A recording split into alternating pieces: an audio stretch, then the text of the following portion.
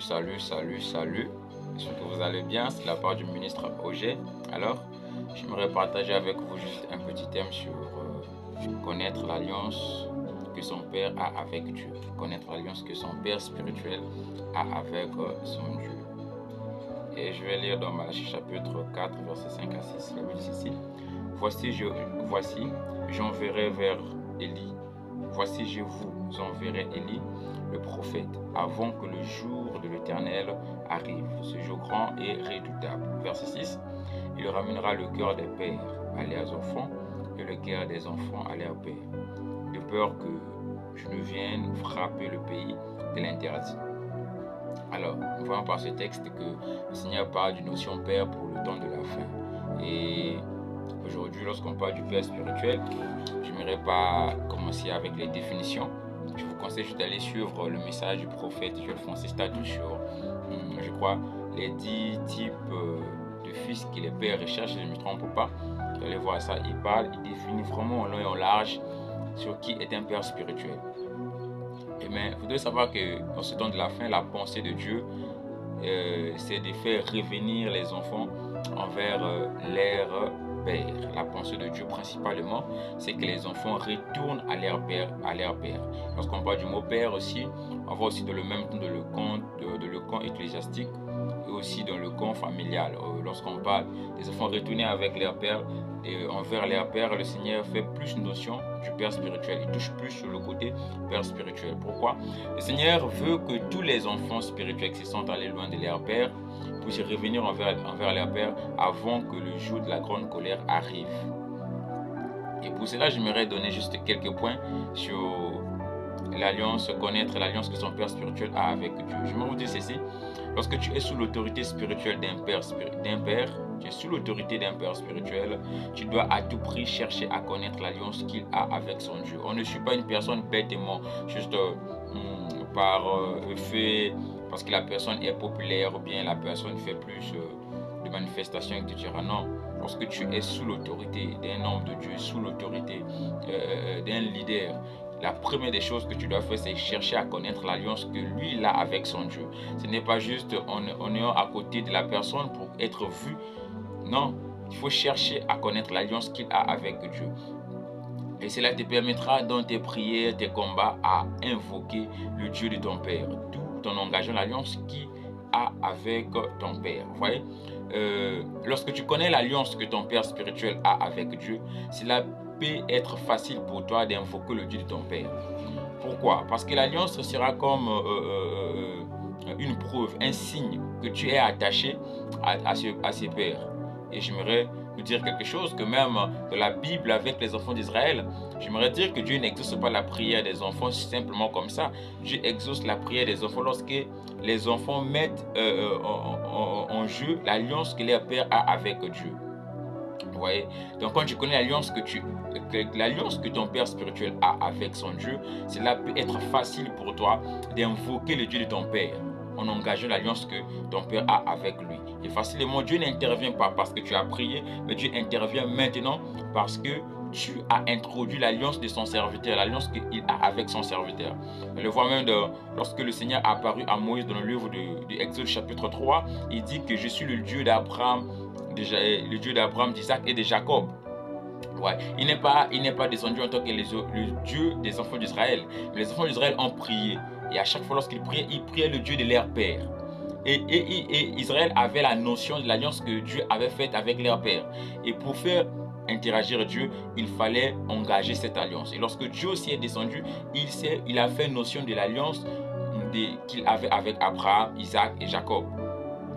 Donc cela est très important et c'est l'une des choses qui a fait en sorte que les enfants d'Israël puissent sortir de l'esclavagiste en Égypte. C'est lorsqu'ils ont commencé à engager l'alliance que Abraham, Isaac et Jacob avaient avec Dieu. Et lorsque Dieu aussi est descendu, il n'est pas descendu parce qu'ils ont pleuré et prié, mais il est descendu parce qu'il s'est souvenu de l'alliance qu'il avait fait avec Abraham, avec Isaac et Jacob. Vous voyez, donc Dieu se souvient de l'alliance et non de la prière. Amen.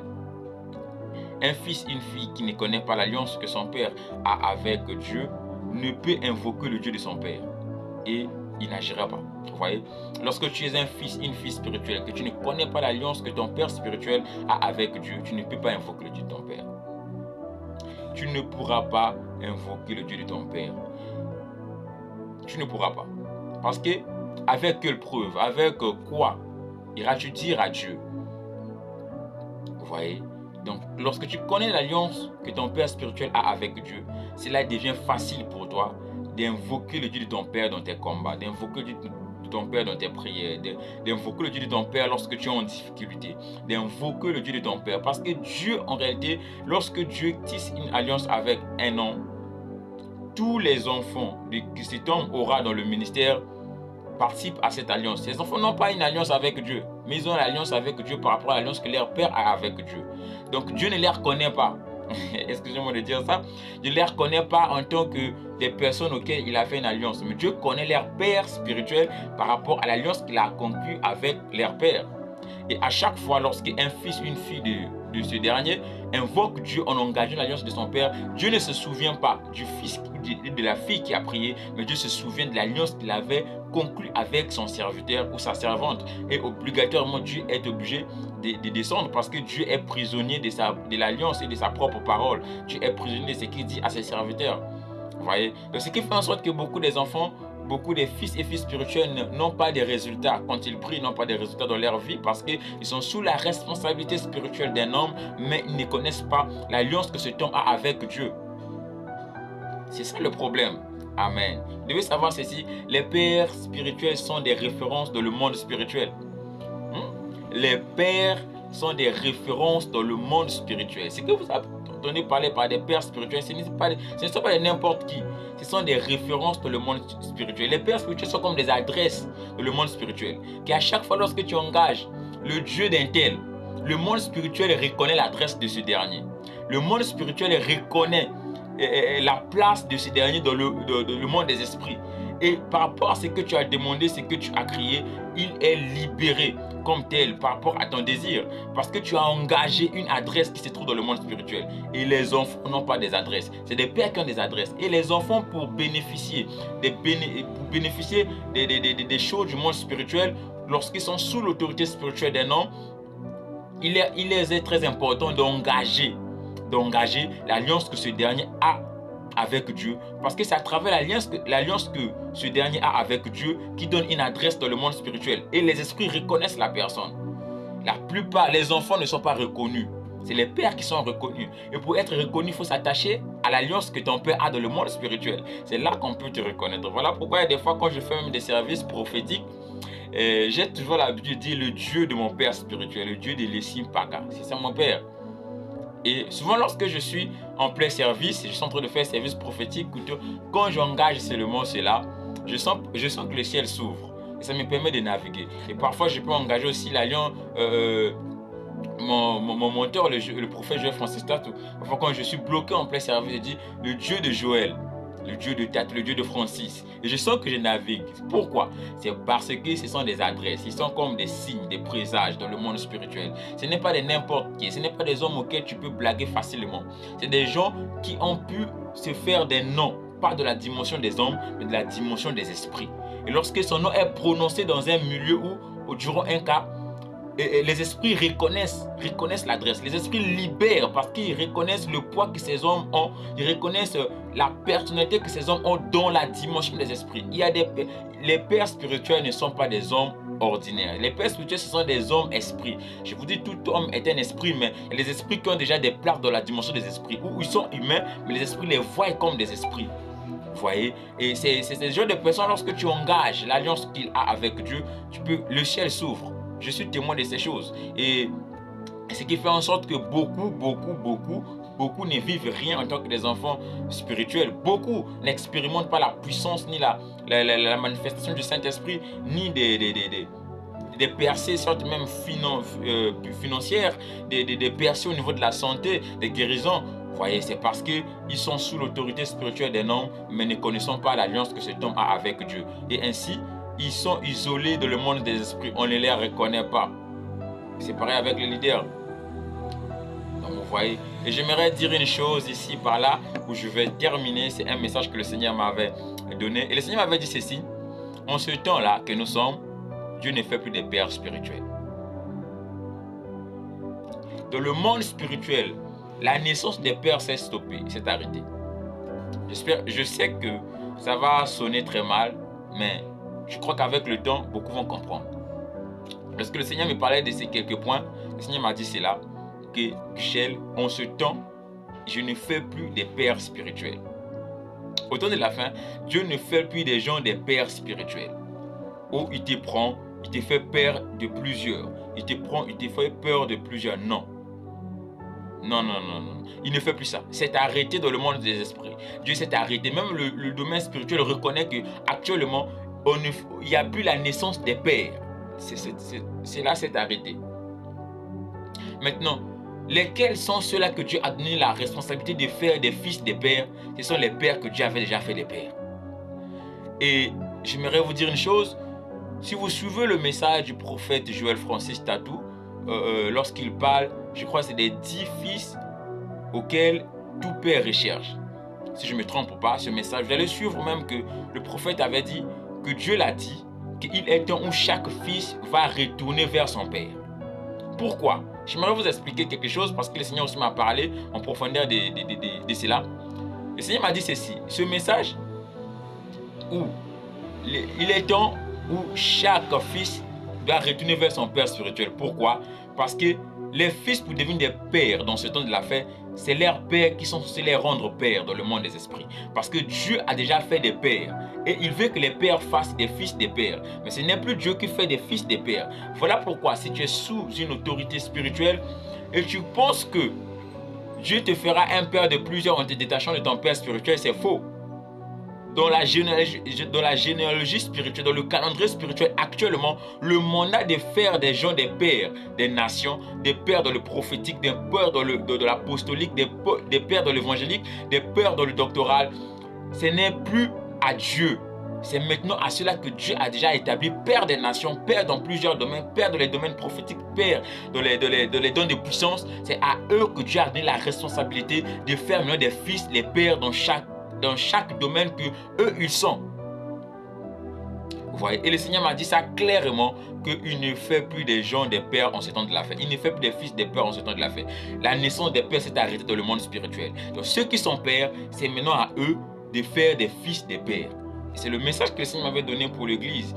Et pour tout jeune serviteur, pour toute jeune servante, ne suis pas le feu des ailes, ne fuis pas la responsabilité que tu as au niveau de ton père spirituel, parce que laisse-moi te dire qu'en ce temps, ne pense pas que Dieu va faire de toi un père afin d'être père de plusieurs fils ou plusieurs fils spirituels. Non.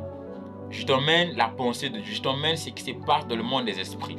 Je t'emmène qu'est-ce qui s'est conclu dans le règne de l'assemblée de Dieu.